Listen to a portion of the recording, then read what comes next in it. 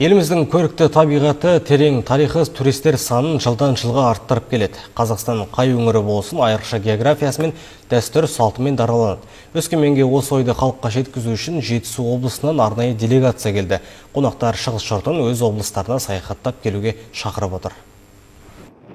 Қазақстанның өңірлерінде визит Жетісу роуд-шоу шарасын ұйымдастыру Жетісу облысының туристік нысандарын насихаттауға және ілгерілетуге бағытталған. Шара барысында келушілерге арнайы презентациялар көрсетіліп, ашық сұхбат өтті. Туристік нысандардың өкілдері өздерінің мүмкіндіктерін айтып, қызықты ақпараттармен бөлісті. Біздің Жоңғар Алатауы мемлекеттік ұлттық паркының басты мақтанышы бұл сиверс салма ағашы. Жалпы бізде отаны болып саналады. Сиверс салма ағашын зерттеуге, көруге көптеген біздің қазақстандықтар және шетел азаматтары келеді.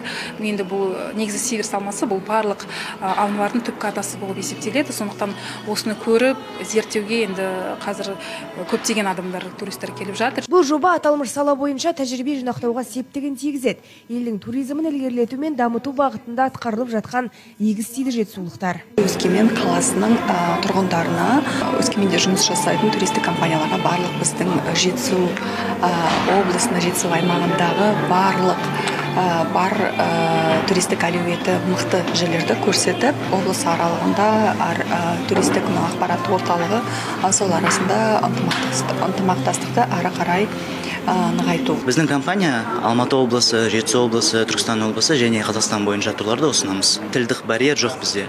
Біз ағылшынша да, орысша да, қазақша да. Біздің мамандар бірнеше тілді біледі, сондықтан біз әрине туристерге ең жоғары деңгейде сервис көрсетеміз. Туристерді тамсандыратын Жетісу өлкесі табиғи және мәдени көрікті жерлерге бай. Атап айтқанда Талдықорған мен Текелі қалаларындағы көптеген туристік нысандар. Ұлы Жоңғар Алатауы, Тау Сілемі және Қазақстанның ең әдемі көлі Жасыл көл. Сондай-ақ Жұмбақ Айғай құм, ерекше Ақтау және Қату тау таулары және бірегей Жаркент мешіті. Және де Қазақстандағы ең биік Сарқырама, Бұрқан, Бұлақты атап өткен жөн. Бүгінде елдің тарихи жерлерін туристерге көрсетуде Банана Тур туристік агенттігі белсенді жұмыс істеуде. 2015 жылдан бері жұмыс жасаймыз ішкі туризмді. Осы 8 жылдың ішінде біз 200 мыңнан астам туристерді қабылдадық.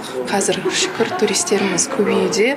Және де көбінесе бізде қазір иностранный туристер, яғни басқа елден келген туристер көбейіп жатыр. Олар көбінесе Индия, Қытай және Ресейден келген туристеріміз көбейіп жатыр, бірақ одан бөлек бізде Европадан келген туристеріміз де аз емес. Келген делегация шығыс қазақстандықтарды барымен қызықтырды. Олар бұған дейін Астана, Шымкент, Түркістан қалаларында болған. Аталмыш жоба алдағы уақытта да жалғасын таппақ. Гүлдан Айдарқызы, Елнұр Нұрайқанов, Алтай ақпарат.